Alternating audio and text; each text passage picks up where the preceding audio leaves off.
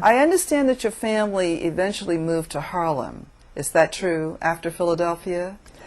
Well, we moved, what we call it is Washington Heights. Uh-huh. Oh, yes, which, I know what you mean. You know what I mean? Yes, yes, it was called Washington Yeah. Heights, and yes. we stayed at 321 Edgecombe Avenue. I see. At the Park Lincoln, on the ground floor, 1A. And did you ever interact with the people who lived in Harlem at the time? Oh, yes. Yes, and what did it look like to you? I mean, what was Harlem like? And this, I'm assuming, is in the early 30s or It's in the late 30s, 20s, yes, yeah. uh-huh. Mm-hmm. Because when we first moved there, it was in 1932. Yes. We were paying at the Cotton Club. Yes. In New York City, yes. And that was in Harlem. Yes. Yes. What was the Cotton Club, and what were its racial policies? Oh, it was terrible. In what way? In what way? Now, here we have this great show with the best bands in the world. Cab Calloway and his orchestra, Duke Ellington and his orchestra, all the great stars like Ethel Waters, Lena Horne, and all the beautiful dancing girls, beautiful showgirls.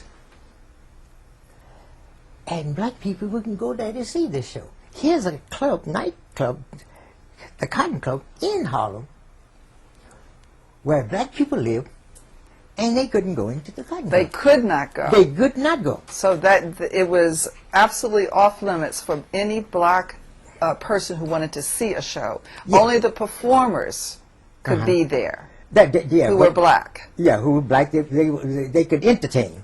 Mm-hmm. And another thing, too, I saw all these stars who were coming to the Cotton Club to see the show. And I said, I want to meet these stars. Now, Herman Stock, who was the manager of the Cotton Club, I talked to him, and I said, I want to meet these stars. He said, go on out there. Now, my little brother and I could go out there and meet the stars, but the rest of the cast couldn't go. Because you were children. We were children. Oh, so that was acceptable, as long as you were children, but not the adult entertainers who were black. I'm glad we could go out there, because I think we started something. We started integration. Yes, you did in your own way. Yeah. You sure did. Yeah, because all the entertainers who would come there, like Tallulah Bankhead.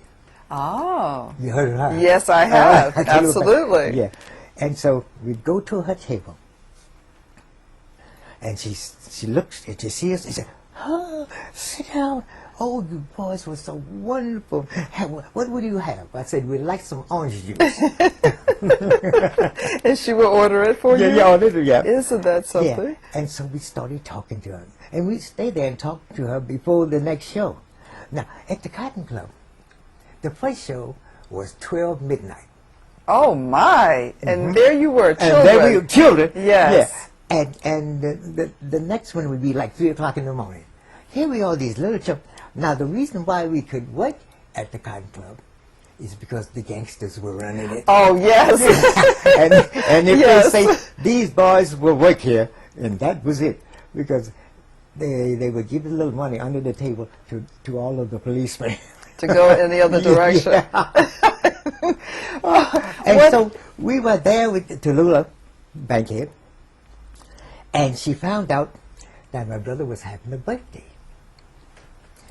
And she said, would you like a picture of me for your birthday? My brother said, yes, I would. She said, well, would you like a bicycle? He said, yes, that'd be nice too. He said, well, which one would you prefer? He said, I'd like both of them if I could get them. Might as well ask for everything, right? Yes. So she said, oh, okay. And the next day, there was this beautiful picture of Tallulah Bankhead and this bicycle. Isn't that something? Oh, yeah. Very nice. Yeah.